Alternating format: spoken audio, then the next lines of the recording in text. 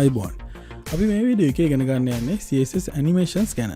ඉතින් මේ වීඩියෝ එක ඉවර වෙනකොට ඔයගොල්ලන්ට CSS animations පාවිච්චි කරන්න අත්‍යවශ්‍ය ගොඩක් දේවල් ඉගෙන ගන්න පුළුවන් වෙයි කියලා කියන්න පුළුවන්. මේ තියෙන්නේ අපි මේ වීඩියෝ එකේ කවර් කරන්න යන CSS animations වලට අදාළ properties ටික. ඉතින් මේ ටික දන්නවා නම් ඔයාලට CSS animations ගැන හොඳ අවබෝධයක් තියෙනවා කියලා බය නැතුව කියන්න පුළුවන්. මම දැන් VS Code open කරන් ඉන්නවා. මේ තමයි අපේ project folder එක CSS animations. ඒකට මම copy කරන් තියෙනවා images දෙකක් plain.png සහ cloud.png කියලා. ඔයගලන්ටත් අවශ්‍ය නම් මේ images download කරගන්න අදාළ link එක පහළ description එකේ දාන්නම්. කොහොම නමුත් ඔයගලන්ට කැමති image එකක් මේ lesson එක follow කරන්න පාවිච්චි කරන්න පුළුවන්.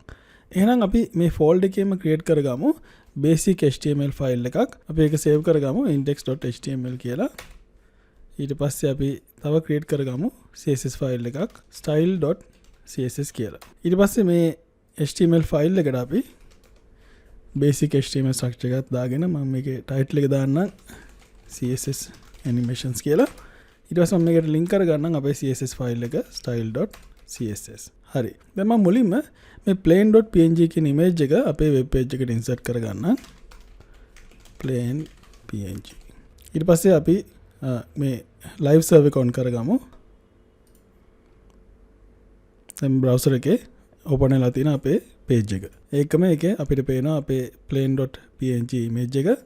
ඉතින් මේ plain එක වඩාත් පැහැදිලිව පේන්න අපි web page එකේ background color එක වෙනස් කරගමු. මෙන්න මේ විදිහට CSS වලට ගිහිල්ලා අපි කියමු body background අපි කියමු deep sky blue. හරි දැන් අපිට පැහැදිලිව මේ plain එක පේනවා. දැන් අපි CSS animations ගැන කතා කරනකොට දැනගන්න අවශ්‍ය ප්‍රධාන properties වලින් එකක් තමයි transform property එක. මේ තියෙන්නේ transform property එකට apply කරන්න පුළුවන් sample values එහෙම නැත්නම් functions කිහිපයක්. අපි නම් මේ image එකට transform property එක apply කරලා බලමු. අපි දෙමු transform translate x අපි දෙමු 400 pixels කියලා. ඒතර මේකෙන් කරන්නේ අපේ element එක x අක්ෂය දිගේ එහෙම නැත්නම් horizontally pixels 400ක් දකුණු පැත්තට move කරනවා. දැන් මේක save කරාම අපට පේනවා අපේ plane එක move වෙනවා pixels 400කින්. නමුත් අපිට කිසිම animation එකක් පේන්නේ නැහැ. ඉතින් ඒකට අපිට පාවිච්චි කරන්න පුළුවන් transition property එක. අපි දෙමු උඩින්ම transition අපි කියමු 2 seconds කියලා. දැන් මට පේනවා අපේ plane එක animate වෙනවා. ඒකම අපි try කරලා බලමු අනිත් ඒවත්. අපි දෙමු translate y කියලා. ඒ වගේම අපි try කරලා බලන්න පුළුවන් translate කියලා දීලා xy දෙකම 400 pixels x එකේ ගිහිල්ලා අපි කියමු 300 pixels y. දැන් මේක save කරාම ආර පේනවා ඒ plane එක move වෙනවා translate xy දෙකම දුන්නාම. ඊළඟට බලමු scale කියන function එක අපිට දෙන්න පුළුවන් scale කියලා දීලා වරහන් ඇතුලේ ඒක කොච්චර scale කරන්නද කියලා. දැන් එක දුන්නොත් එයාගේ තියෙන size එකටම එනවා. අපි කියමු 2 කියලා දුන්නොත් එයා දෙගුණයක් ඒ plane එක ලොකු වෙනවා.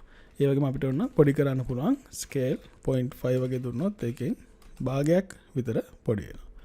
හරි. ඊළඟට බලමු rotate කියන function එක.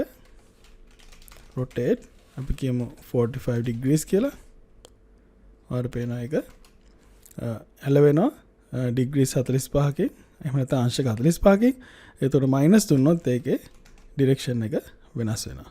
ඒකම අපිට පුළුවන් මේ transform property එකට functions දෙක තුනක් වුණත් එකපාර දෙන්න. අපි කියමු rotate 45 degrees translate x 400 pixels කියලා. දැන් මේක save කරාම ආට පේනවා මේ plane එක පහළට එනවා. ඉතින් මේක උඩට යවන්න නම් අපිට පුළුවන් මෙතන 45 degrees එක minus කියලා දෙන්න. දැන් ඔයාලට පේනවා plane එක උඩට යනවා. නමුත් අපි ඒ වගේ functions එකකට වැඩි ගණනක් දෙනකොට අපි මේ functions දෙන පිළිවෙලේ හැටියට animation එකේ result එක වෙනස් වෙනවා. ඒ කියන්නේ අපි මේ translate x කියන එක ඉස්සෙල්ලා දුන්නොත් rotate කියන එක ඉස්සෙල්ලා මේක plane එක යන විදිය පොඩි වෙනසක් වෙනවා. ඔයාලට පේනවා දැන් ඉස්සෙල්ලා උඩට ගිය එක දැන් ටිකක් ඉස්සරහට ගිහිල්ලා තමයි ඒ 45 degrees ඇලවෙන්නේ. හරි. ඊළඟට අපි මේ rotate y සහ rotate x කියන functions දෙක අරන් බැලුවොත් ඒ දෙකේ විශේෂත්වයක් තියෙනවා. ඒ තමයි rotate y සහ rotate x values හරහා අපිට පුළුවන්කමක් තියෙනවා අපේ element එකකට 3D පෙනුමක් ලබා දෙන්න. දැන් අපි plane එකට දීලා බලමු rotate y 45 degrees කියලා. දැන් ඔයාලට පේනවා මේ ප්ලේන් එක අපේ දිහාට හැරෙනවා. නමුත් ඒකේ 3D effect එකක් අපිට එච්චර පේන්නේ නැහැ. මම මේක පැහැදිලි කරගන්න පොඩ්ඩක් මේක සෙන්ටර් කරන්නම් page එකේ. අපි දෙමු මේ body එකට display grid කියලා. ඊට පස්සේ place items center. ඒකට අපේ plane එක center එකට එනවා. හරි. දැන් මේ plane එක rotate වෙනකොට අපිට ඒකට 3D පෙනුමක් ලබා දෙන්න අපිට පාවිච්චි කරන්න පුළුවන් perspective කියන property එක. මේ property එක අපි දෙන්න ඕනේ ඒ rotate කරන element එකට නෙමෙයි ඒකේ parent element එකට. එතකොට අපේ මේ image කියන tag එක තියෙන්නේ අපේ body කියන එකේ. එතකොට එයා තමයි parent. ඒකට ගිහලා අපි දෙමු perspective. අපි කියමු 400 pixels කියලා. දැන් මේක මම save කරාම ඔයාලට පේනවා මේ plane එක rotate වෙනවා. මේ plane එක rotate වෙනවා. ඒකේ පොඩි 3D පෙනුමක් තියෙනවා. මම මේක තව ටිකක් පැහැදිලි වෙන්න මේ plane එක පොඩ්ඩක් පහළට ගන්න. ඒකට අපිට පුළුවන් height කියලා දෙමු අපි 100 VH එහෙම නැත්නම් viewport height. ඒකට plane එක මැද්දට එනවා. දැන් එතකොට අපි මේ 3D පෙනුම තව ටිකක් මේක වැඩි කරගන්න පුළුවන් මේ perspective කියන එකට අඩු value එකක් දුන්නොත්. අපි දෙමු 100 කියලා. දැන් මේක save කරාම ඔයාලට පේනවා මේ 3D පෙනුම ටිකක් වඩාත් පැහැදිලිව පේනවා. මම මේක minus දුන්නොත් මොකද වෙන්නේ? ඒක අනිත් පැත්තට rotate වෙනවා. ඒ වගේම අපිට දෙන්න පුළුවන් 180 degrees කියලා. ඒක මුළුමනින්ම අනිත් පැත්ත හරවන්න. හරි. ඉතින් මම හිතනවා ඔයගලන්ට ඒක පැහැදිලි වෙන්නේ නැති කියලා මේ perspective කියන එකයි rotate y සහ rotate x කියන functions කොහොමද වැඩ කරන්නේ කියලා. හරි. දැන් තමයි මේ lesson එකේ අපි වඩාත් වැදගත් කොටසට එන්නේ. ඒ තමයි keyframe animations. අපිට transition property එක පාවිච්චි කරලා අපේ web page එකේ elements යම් තාක් දුරට animate කරන්න පුළුවන් වුණාට CSS keyframe animations වලින් අපිට වඩාත් පහසුවෙන් සහ ගැඹුරට animation එකක් control කරන්න පුළුවන්කම ලැබෙනවා. එතකොට keyframe animations පාවිච්චි කරන්නේ මෙහෙමයි. මුලින්ම keyframes කියන keyword එක type කරලා ඊළඟට දෙනවා අපේ animation එකට නමක්. අපි කියමු fly කියලා. ඊට පස්සේ curly brackets ඇතුලේ දෙනවා අපේ animation එක මොකක්ද කියලා. එහෙම animation එක define කරනකොට අපිට ක්‍රම දෙකක් තියෙනවා. පළවෙනි එක තමයි from සහ to කියන keywords පාවිච්චි කරලා එහෙමත් නැත්නම් animation එක 0% ඉඳලා 100% වෙනකන් කොටස් වලට කඩලා දෙන්න පුළුවන්. එක එක percentages වලදී අපිට මොකක්ද වෙන්න ඕනේ කියලා. මුලින්ම අපි basic example එක try කරලා බලමු. අපි කියමු from අපි කියමු transform translate x minus 400 pixels. ඒ කියන්නේ මේ plane එක තියෙන තැන ඉඳලා අපි ඉස්සෙල්ලාම පටන් ගන්නකොට pixels 400ක් minus ඒ කියන්නේ එහෙම නැත්නම් වම් පැත්තට යවනවා. ඊට පස්සේ to කියන keyword එක පාවිච්චි කරලා අපි දෙනවා ඒක ඇතුලේ transform translate x 400 pixels. ඒ කියන්නේ දකුණු පැත්තට pixels 400ක්. ඊළඟට අපි මේ img tag එකට ගිහිල්ලා මේ ටික මම erase කරගන්නම්. ඊළඟට අපි දෙනවා animation name. මෙතනදී අපි දෙන්න ඕනේ මේ උඩ අපි දීපු keyframes කියන keyword එකට පස්සේ දීපු නම ඒ කියන්නේ fly. එතකොට මම මෙතන දෙනවා animation name fly කියලා. දැන් මේක අපි save කරලා බලමු මොකද වෙන්නේ කියලා. දැන් ඔයගොල්ලන්ට පේනවා මෙතන මුකුත් වෙනසක් වුණේ නැහැ. plane එක තිබ්බ තැනම තියෙනවා. ඒකට හේතුව animation එකක් හරියට වැඩ කරන්න animation name එක වගේම animation duration කියන property එක දෙන්න ඕනේ. හරි. අපි එකක් දෙමු animation duration අපි කියමු 2 seconds කියලා. හරි. දැන් ඔයගලන්ට පේනවා අපේ animation එක වැඩ කරනවා. එතකොට අපි ඉගෙන ගත්ත properties දෙකක් animation name සහ animation duration. ඊළඟට බලන්න යන්නේ animation fill mode කියන property එක. දැන් අපිට පේනවා මේ plane එක animation එකේ පස්සේ ආයි තිබ්බ තැනටම එනවා. එතකොට අපිට ඒක animation එක ඉවර වෙන තැන තියාගන්න ඕන නම් animation fill mode property එක පාවිච්චි කරන්න ඕනේ. මෙන්න මේ විදිහට animation fill mode අපිට දෙන්න පුළුවන් forwards කියලා.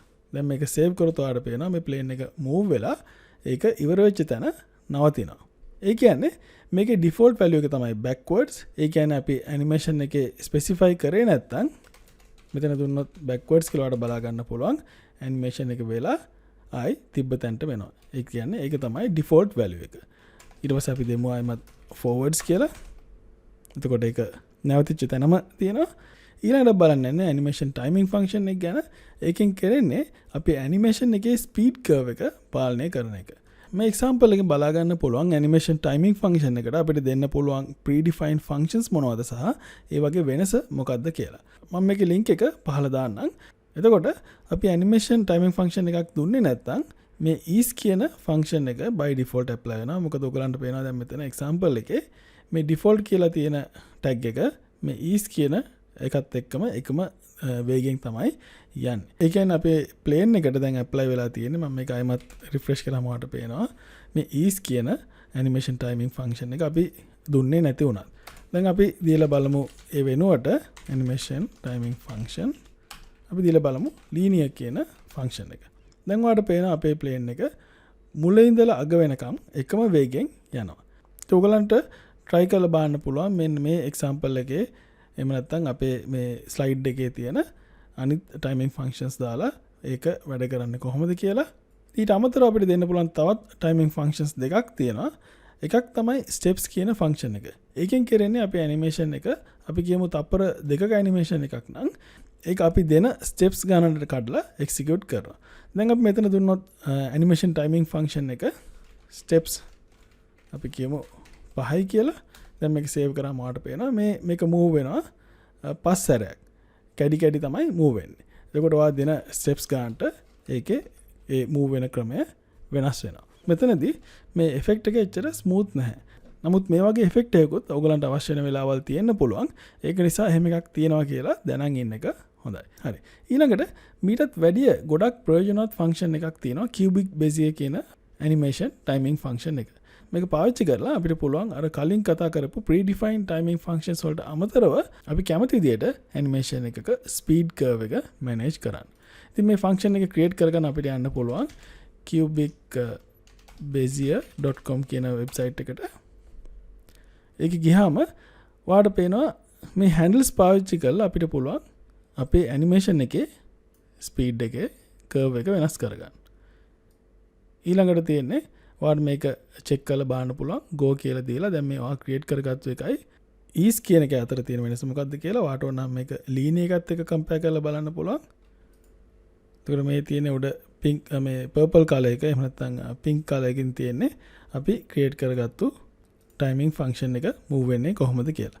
create කරගත්තට පස්සේ ඔයාලට පුළුවන් මේක copy කරගන්න උඩට ගිහිල්ලා මෙන්න මේ copy කියන button එක click කරන්න පුළුවන්. ඊළඟට අපිට පුළුවන් animation timing function එකට ගිහිල්ලා අපේ CSS වල මේක paste කරන්න. ඊට පස්සේ ඔයාලට මේක save කරොත් බලා ගන්න පුළුවන්. දැන් plane එක move වෙන්නේ ඔයා අර create කරගත්තු animation timing function එකේ හැටියට. ඉතින් ඔයගොල්ලොත් මේකත් එක්ක experiment කරලා තනියම try කරලා බලන්න මොන වගේ animations ඔයාලට create කරන්න පුළුවන් කියලා. හරි ඊළඟට බලන්න යන්නේ අපේ animation එක වාරයකට වැඩි ගණනක් animate කරගන්නේ කොහොමද කියලා. මම මේක අයමත් linear function එකට දාන්නම්. හරි. මේකට පාවිච්චි කරනවා animation iteration count කියන property එක. මේ property එක අපිට දෙන්න පුළුවන් අපේ animation එක run කරන්න ඕන වාර ගාන.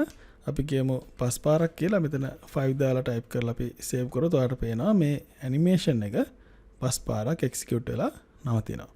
ඉතින් මේක දිගටම නොනවත්වා කරගන්න ඕන නම් අපිට කියන්න පුළුවන් මම මේක නවතිනකන් ඉන්න.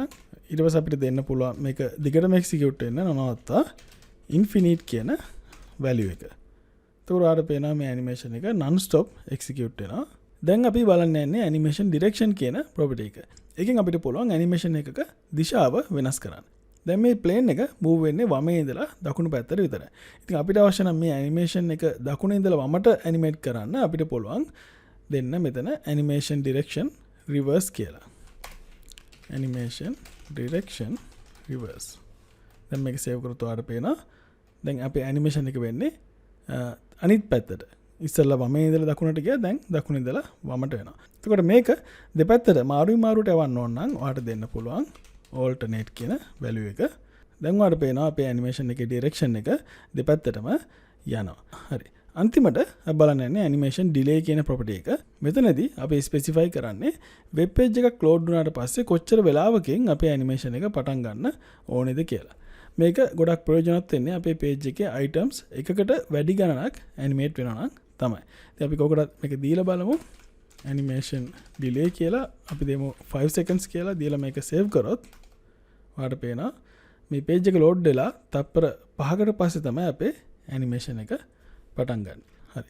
අවසාන වශයෙන් ඔයගලන්ට පෙන්වන්න ඕනේ CSS animation property එක shorthand ක්‍රමයට ලියන්නේ කොහොමද කියලා.